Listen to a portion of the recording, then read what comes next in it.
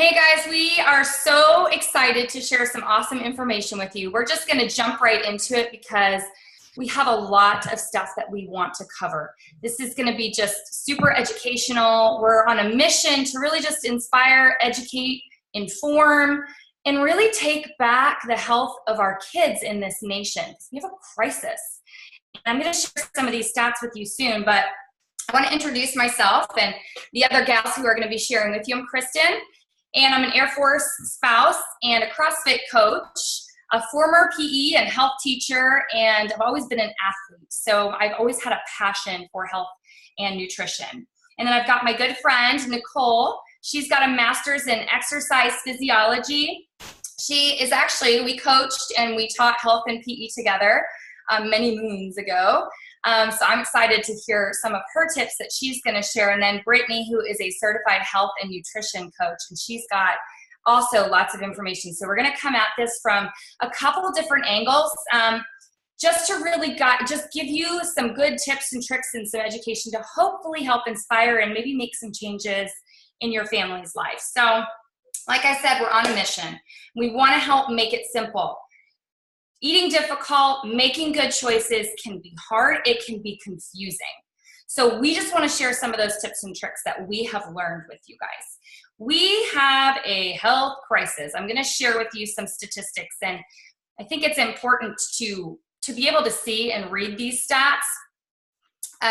By age 12, many of our children have developed the beginning stages of hardening of the arteries. By 12. 1 in 3 children is obese. 1 in 3 children will develop diabetes in their lifetime. I don't know about you, but these are striking home. I have 3 kids. When I see 1 in 3, I look at my kids and I'm like, okay, which one is this going to be? 1 in 3 will develop diabetes in their lifetime, and hopefully it's not going to be any of my children. More than 25% of our children take prescription drugs on a regular basis. This one, you guys, the American Academy of Pediatrics recommends that children as young as 8 can be treated with cholesterol-lowering statin drugs. What is wrong with that? They're 8 years old. And then you see the big quote at the top.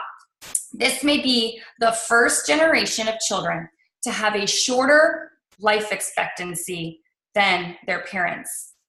Shocking. When I first heard those stats, I was like, I really honestly didn't know what to do, but I knew I needed to do something. And I knew I needed to take the control of our health and then share this with other people. Because I knew if I didn't know, then surely other people didn't know either. But here's what I found. It's easier to raise healthy kids than fix broken adults. And it's easier to create a habit than it is to break a habit. Think about that. It's easier to create a habit than it is to break a habit. So we have more control than we think that we do. And honestly, we as parents, or even if you're not a parent, but you have children in your life and you're around kids, I feel like it's our responsibility to help set these habits up for our children, to help enable them to get a good foundation. And then hopefully when they're out of the house, they will continue those habits, or at least have something to fall back on. Problem is though, we know we live in a healthcare system that is quick to administer a drug that manages symptoms, and we rarely talk about prevention or rarely focus on prevention. And that's what we want to talk with you guys about today. The good news in all of this is though, is that 75% of all chronic disease is preventable. And I'm just going to hold that up so you guys can see that. I didn't make that quote up. It's Dr. Bill Sears. 75%. That's huge. That's a huge amount. So that's why I said, we really do have more control than we think we do. But where do we start? So I'm going to share with you in this little first portion about sugar. I like to call it sweet poison. Okay, sugar, sweet poison. And honestly, I could do a whole presentation on sugar, but I'm going to kind of just give you the Cliff's Notes. So sugar is addicting. Some of you may already know that, but there is actually science behind that that shows that high-fat, high-sugar foods stimulate the brain in the same way that drugs do. and may explain why people can't resist these foods despite knowing that they aren't good for us. Like, we know that they're not good for us, but why do we keep eating them? Well, if it stimulates the brain, there's a psychological reason behind that. The average American consumes 152 pounds of added sugar a year. I'm going to break that down. That is 3 pounds of sugar a week. 3 pounds of sugar. I want to read something. It's a quote from a book called Finally Free. In the last 35 years alone, Americans have doubled their intake of daily sugar. Now, much of this came about at the same time as the low-fat food craze. Companies removed fat from products thinking that it was the problem, that fat was the problem, and began pumping in sugar to make it taste better. Because if you remove the fat gives it a good taste, right? So you've got to add something back into it. So they added sugar into it. 600,000 food products on our shelves right now have added sugar. This includes items such as taco seasoning, pasta sauce, saltine crackers, and even over-the-counter medications. If you've ever had Tylenol for your child, that thick, syrupy, it's sweet. There's sugar in that. 80% of every product made today has added sugar. 80%. Okay, so that's shocking, but we can't take control of this. The American Heart Association has set recommended daily limits for our sugar intake. And they have categories of, well, they used to break them down, but they've just lumped them together from ages 2 to 18, and then women and men. So if you can see me, and I can see you, if you want to hold up your hands and guess, how many teaspoons of sugar do you think the American Heart Association has set for children? How many teaspoons a day do you think the daily limit is? Okay, good guess. Good guess. It's 6. 6 teaspoons of added sugar. In fact, I checked my stats because I did a talk on this a few years ago. It used to be 3 for children ages 4 to 8. For whatever reason, they've upped it to 6. And that really makes me sad because I think they're just trying to accommodate our nation, which is so overrun with sugar. So it's 6 teaspoons of sugar is the recommended daily limit for actually ages 2 to 18 and women. Men are allowed 9. I'm sure there's some reason behind that, but 6 teaspoons. The average, okay, I'm going to show you this. This is 6 teaspoons right here. It's like a little shot glass, okay? This is 6 teaspoons of sugar. I'm very visual, and I think it's super helpful to see that. The American Heart Association says on average, I'm sorry I'm laughing, but this is going to blow your mind, shows on average that people are consuming 22 to 30 teaspoons a day. This is the difference, and this is actually only 25 teaspoons in here. So this is almost on the lower end of what people are consuming. And also the American Heart Association suggests that teens are getting like 35 teaspoons a day. They are eating so much sugar. So just take a look at that difference and think about this over time, okay? This is just a day, the compound effect, right? Over time, that's an exorbitant amount of sugar. So let me put this into perspective for you, and I'm gonna wish you could see my display over here, but I have a drink display. So I've got an apple juice, one of these little bitty organic, it's actually organic apple juice. I have a peach iced tea, and I have a little Gatorade, okay? All of these have the exact same amount of sugar. Well, I mean, it's a little bit different, but for the most part, they all have 6 teaspoons of sugar in them, okay? Remember I said, each packet is a teaspoon, by the way. Remember I said that the recommended limit is 6 teaspoons. You drink one of those, or your child drinks one of those, they've already maxed out their daily limit of sugar for the day. And I can guarantee you, they're not just drinking one. How many are they drinking? And then what else are they eating during the day? I see these all the time. In fact, my mom purchases these, and I've been trying to get her to stop. But I see these, especially after sports games, for snack in lunch boxes. And then, you guys, vitamin water. Again, marketing is so crazy because it's vitamins and water. You think, okay, that's a good option, right? These have 8 teaspoons of sugar in them. We all know Sprite, we all know soda's not healthy, right? We know that. But when parents go out to eat and, you know, or they're gonna give their child a soda, normally you want one that doesn't have caffeine. Okay, so we know Sprite is caffeine free. This Sprite right here, I don't know if you can see this, but it's 16 teaspoons of sugar in that one Sprite. And if you think about this, or if you think about going out to dinner, free refills, y'all. How many cups are we drinking when we go out to dinner? Fortunately, I only choose water for the most part, but not everybody at my table does. And it's free refills. Who doesn't love free? But you're literally pumping yourself full of sugar. This is a crowd pleaser down here in Del Rio. Fanta. 19 teaspoons of sugar are in Fanta. 19 teaspoons of sugar. Okay, so I think I'm kind of hammering home the whole drink issue. It really, we need to turn our kids towards water.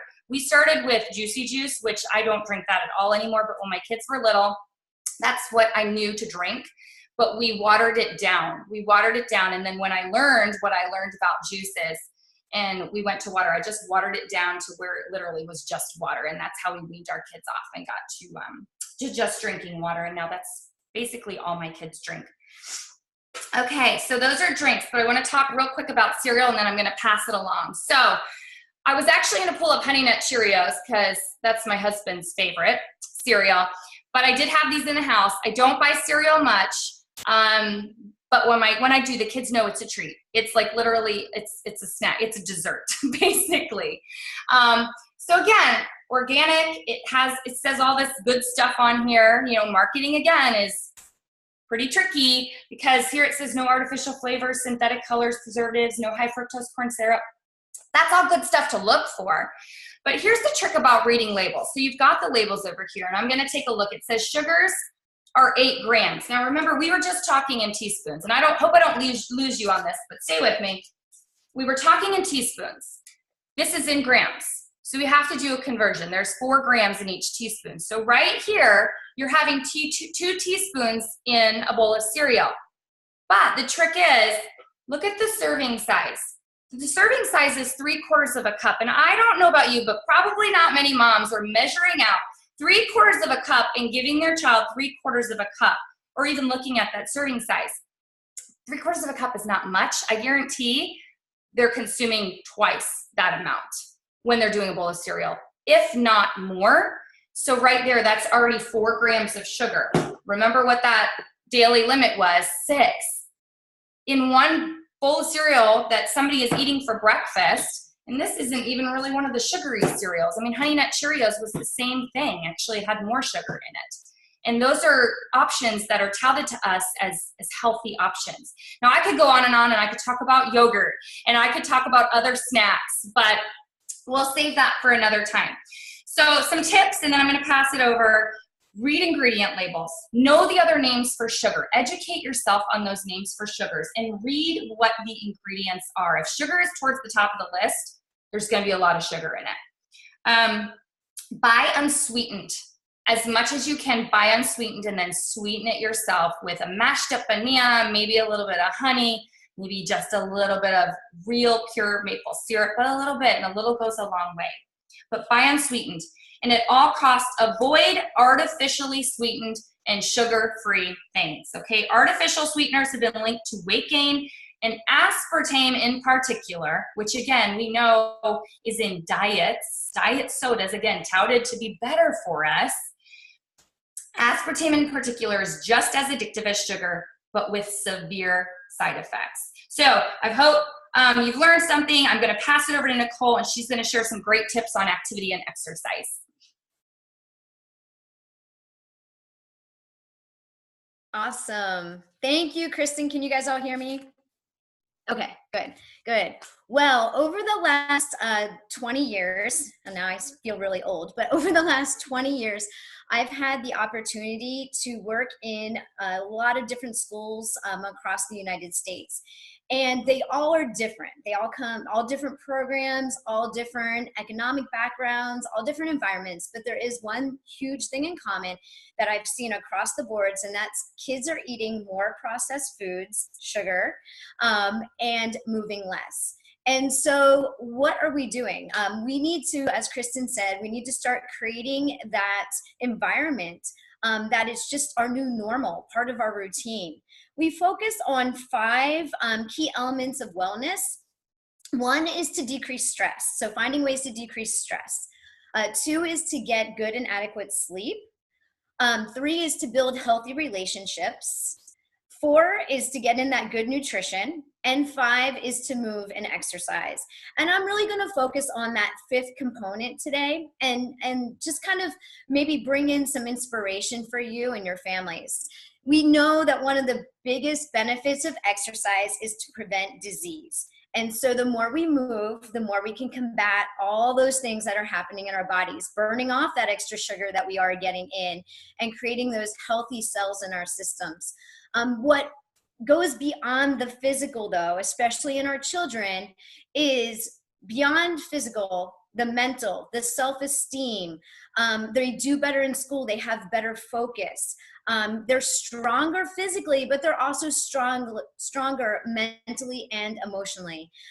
And so, you know, I don't know about you all, and I'm going to probably date myself here, but I remember, you know, going out to play and my parents saying, come back when the street lights come on. Or after dinner, getting your flashlight and going and playing flashlight tag with your friends, right? And going to the grocery store with my mom and cooking with her. Those times we don't have as much of anymore. Our world has changed for a lot of reasons. And I think even though we are more aware of our health and wellness, I think we're facing a harder time and we struggle more of how to get it back into our lives because we are so busy. So just starting to become more aware, maybe taking 1 or 2 days a week and shifting yourself back into that family time, that family activity, that family eating time together, cooking together, grocery shopping together, so that your children are growing up in an environment where this is their normal. Kind of like how we sort of grew up that way. So let's go back in time.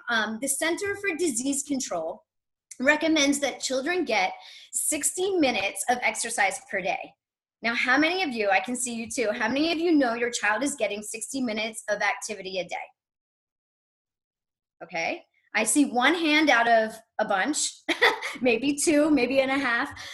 So it's hard. It's hard to get that in. The reality is, and this statistic blew me away too, 21% of children ages 6 to 19 actually get that in. So think about your own child here. Think about what they do and what you do in your life. And the biggest thing is, let's spend a little bit of time right now talking about where your child spends most of their time, most of the year. And that's in our school system. And what are they getting or not getting in their schools? Every school is different. There are some amazing schools out there. There are some amazing teachers that are doing their best to bring in activity and nutrition education.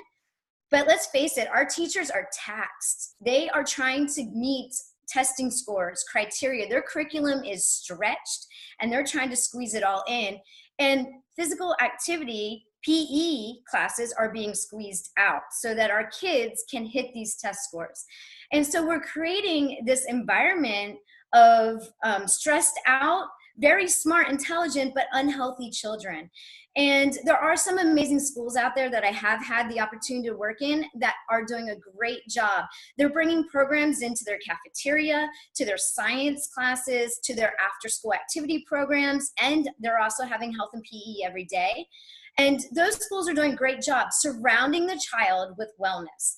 And the more the child sees it coming from all these external forces, the more they're going to realize this is what it should be and not have to focus on trying to get it in. So I've also been the cafeteria duty teacher, and I've seen the choices the children make. There's apples there, but they're not choosing them, and so trying to educate, as Kristen said, our kids at home, so when they are out of your hands, they are making those choices. I've seen after school snack bar choices. They're not the healthiest. And I've also seen a lot of high school kids that leave campus for lunch to go to Chick-fil-A, Burger King, McDonald's, coming back with sodas. And so it's really scary what they are getting in their day. And to move on with activity, the recess time is not being utilized the way recess time should be utilized. There's still a lot of schools that kids, unfortunately, are making up work during recess, or they're reading a book, which is great, but there's time to read and there's time to move. And our kids just aren't moving enough during those allotted times. So the American Alliance of Health and Physical Education reports that 74.5% of schools do have activity requirements. Now that can be through physical education, recess, or any kind of activity I consider, I guess, not behind a desk, okay? So a lot of times there's swaps. A lot of schools only have physical education one time a week, and then they have recess the other days, or they just have recess for 20 minutes. It can vary across the boards. Sometimes, especially as children get older in high school situations, they have PE exemptions, and they also may only have PE or movement for 1/4 of the school year. So what's happening to those other 3/4 of the school year? The student is not moving, and kids need to move every day. So some exciting and not so exciting, there are loopholes. And so 28 states allow PE exemptions. And these exemptions can come from a parent's note. It doesn't have to be from a physician or a doctor. And so 28 of our states are allowing that to happen, where kids are getting out of physical education classes. 22 states are allotting PE time. Now that doesn't say how much. PE is in their curriculum. Whether it be 20 minutes a day or 60 minutes throughout the week, they are allotting PE time. Only 6 states require PE in every grade, okay? Which is kind of requirements. Now, there are states that are going above and beyond, and they're bringing it in, but requiring in their mandates. 3 states actually follow the national recommendations of 150 minutes of elementary PE per day. Or per week, I'm sorry. Well, that can break down to 30 minutes a day. So there's still not our 60 minutes a day, but we're doing better there. Only 3 states. 3 states follow the national recommendations for 225 minutes of high school PE. So we're getting in more activity there, but also, again, only 3 states are really following that. So I don't know where you live or what your state is doing. And we have variety and differences across the board. So kind of take that into consideration, knowing how much activity your student is getting in their school day and what you have to do on the home front. So what can we do? Let's help find activity for our families. So set aside movement time, okay? Saturday morning bike ride. Put your child in charge. Okay, give them 3 options. Don't let them have full reign because they get a little overwhelmed, but they like to be in charge. We have a choice to walk, bike, hike, play. Saturday morning, what do you want to do? So the child feels like they have that empowerment, like, hey, yeah, we're doing this because this is what I chose. Make it part of your routine, and any little way you can integrate that activity into your life. Park further away. Start walking. Your child's going to pick up on that. Take the stairs instead of the elevator. It's not only going to be good for your child to see those things, it's also going to be good for you. And that leads me to number 2, join in. Kids love it when you participate with them. I loved when I was a PE teacher and they come back from the weekend and say, I ran 2 miles with my mom today. Oh my gosh, that was like amazing to hear. Or my dad and I had a push-up contest. Challenge your children, okay? Join in and have some fun. I always say, you got to be the role model. I always say, model it, don't moan about it. I mean, I work with adults too, and this is my job. And I know there are days that you are like, oh my God, exercise. Oh, I can do this. I can do this. Put your game face on in front of your children and be like, I'm doing this because I know it's doing great things for my body. And I guarantee once you start and once you do it, you are going to feel better. Help your child find their niche. Just because you are a football player or a cheerleader doesn't mean your mini you is that person. So take their personality, take their interests, take their body type into consideration and help them choose different varieties of activities that they're going to love and enjoy.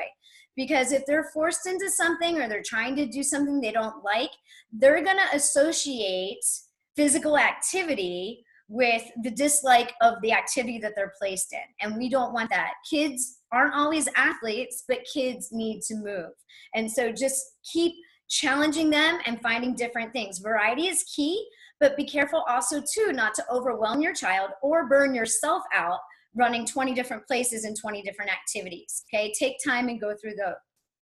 Also too, when you see your child lose, and we call it the love of the game or the interest, if they start whining about going to practice or going to the event, if they're feeling withdrawn, if they are trying to get out of practice and they're not excited, then also too, that's a signal to think, oh, you know what?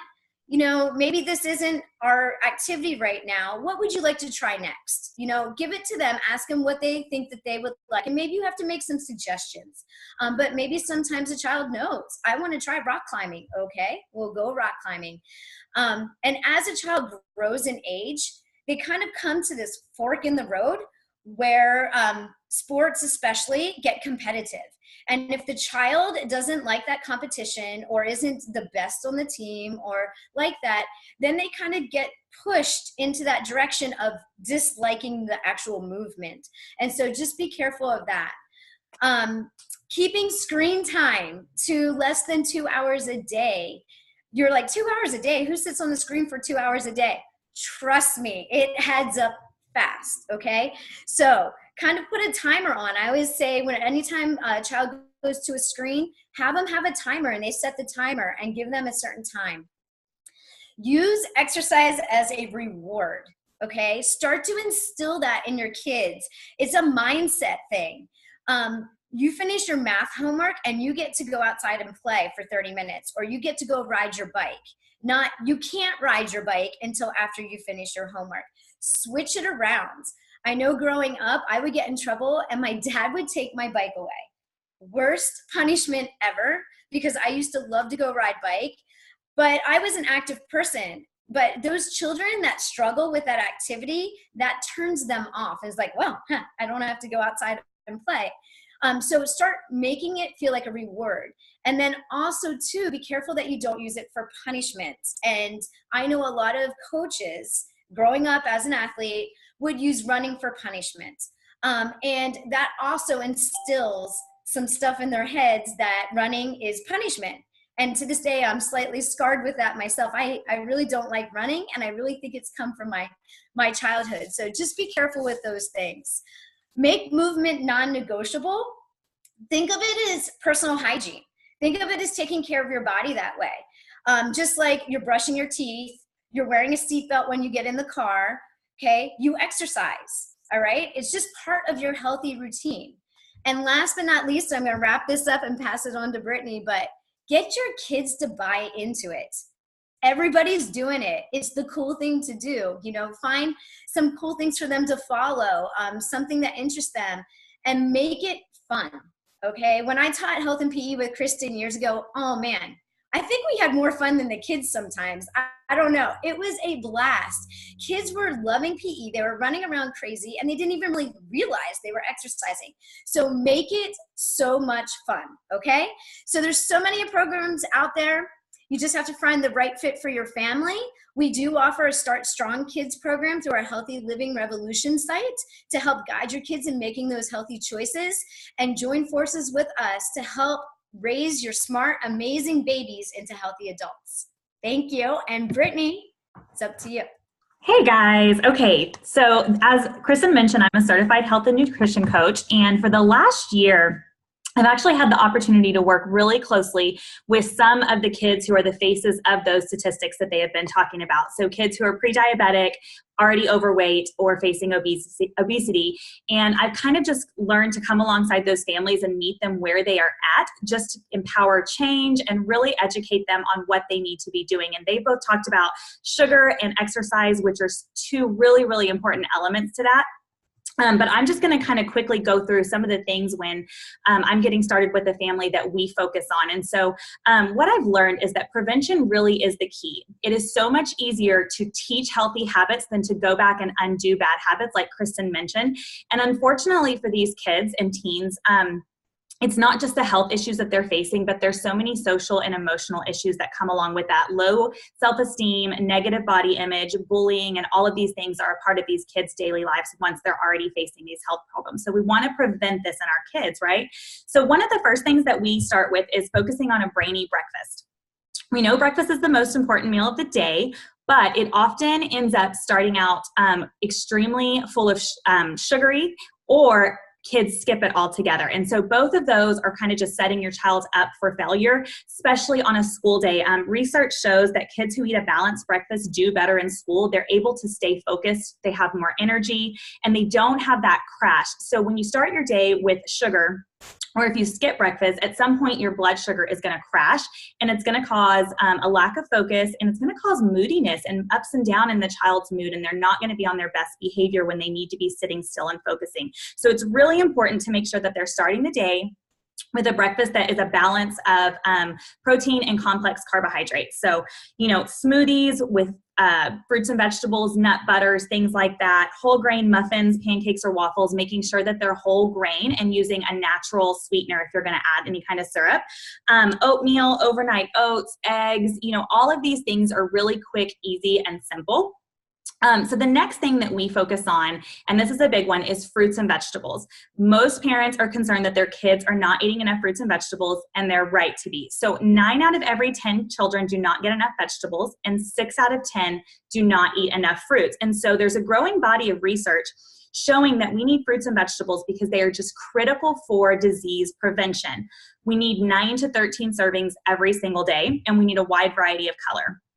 The reason they're so essential is they're packed with vitamins, minerals, fiber, and most importantly, they're packed with phytonutrients and phytochemicals. These phytochemicals have been proven to reduce chronic illness and prevent disease in our bodies and boost our immune system. So they're really important. And we need that variety because the phytochemicals in these plants, they're based on color. So you need to get the different colors because every different color is going to have a kind of different compound of phytonutrients that's going to be doing something different in our bodies. So serving size, I mentioned 9 to 13 servings. Usually people want to know, what does that look like for my child? Use their fist size to determine that. So that is a serving size. So a 2-year-old's 9 servings is going to look different than a 15-year-old servings, but it's going to go by their fist size. So that's how you can count, and that goes for us too. Another good rule of thumb is just to fill half of your plate with fruits and vegetables. So fill half your plate at every single meal with plants, and you're going to be getting a pretty good start. So how do I get my kid to eat more? That's another concern that comes up a lot. Make them accessible. That's number one. If you're not buying them, if you're not bringing them into your house and preparing them and making them easily accessible, then your kids will not eat them. They're not going to come in the kitchen and ask you to cut them up some carrots. But if you call them in the kitchen and say, hey, I just cut up some carrots or some fresh watermelons, would you like some? I bet you they're going to eat them. I mean, that's just the way it goes with kids. If we present them with food, they're going to eat it. But if by the time they come, looking through the pantry and fridge, they're probably not going to make a healthy choice. So we want to make fruits and vegetables accessible and kind of keep the junk food and snack food out of the house as much as possible. Let that be those treats that they get away from home because we know they're getting them. They're getting offered stuff when we're not around, and they're probably going to choose to eat it because they're kids. They don't have willpower. Let them dip them, nut butters, dressings, hummus, any of those things. Find something that they like to dip them in, hide them, pack them into smoothies. I add cauliflower to our taco meats, spaghetti sauce, soups. I even make an avocado chocolate pudding that my kids devour, and they don't even know avocados in there. So find different ways to sneak it in, and then get your kids involved. We have some kid-safe knives that we bought off of Amazon where they help me prep their food, cut up their salad. Let them go to the grocery store and pick out foods that are appealing to them in the produce section. Let them choose and give them choices. Let them know you have to have a fruit and vegetable, but you can choose which ones when it comes to meal times instead of trying to force them to eat broccoli. That's not going to be a good experience. So instead of that, say, would you like broccoli or carrots or a side salad? Give them choices. They do want to be in control, like Nicole mentioned. And then traffic light eating is something else that you can teach them. There's a couple books out there. I'm going to just name them really quickly. Eat Healthy, Feel Great by William and Martha Sears. And then Red Light, Green Light, Eat Right. Both of those are teaching kids, especially younger kids, traffic light eating and ways to eat. And then also you can visit the healthylivingrevolution.com that Nicole mentioned. And there's some Start Strong YouTube videos. Kids love to watch YouTube videos. The next question I often get is, should I take a multivitamin? I get that a lot. My kids aren't getting enough fruits and vegetables. Should I take a multivitamin? I do not recommend taking multivitamins, and that's because they are isolated synthetic nutrients. They are not what we need. We're whole food deficient, and we need those phytochemicals that I mentioned earlier in fruits and vegetables. So what we do is we do take Juice Plus, which is basically a concentrated fruit and vegetable in a capsule or in a chewable. It's over 20 varieties, and it's not a supplement or a multivitamin. Again, the multivitamins often have artificial colors, artificial sweeteners, especially the ones geared towards kids. We don't want to be putting that in our bodies, but I do understand that we need to kind of bridge that gap. So that's what we do. We actually take part in a program called Healthy Starts for Kids. And what that does is it actually gives free Juice Plus to families with kids age 4 and up with a participating sponsor. And what I love about that is the health study that is being done has come back with these amazing results. 60% of kids are missing less school that are participating in this program. 56% are taking fewer medications. 71% are drinking more water. 66% are visiting the doctor less, 71% are consuming less fast food and sodas, and 61% are eating more fruits and vegetables, which is what we want. So we're about to run out of time, but really quickly, just some simple swaps. Choose whole grains, choose natural nut butters that don't have added sugar.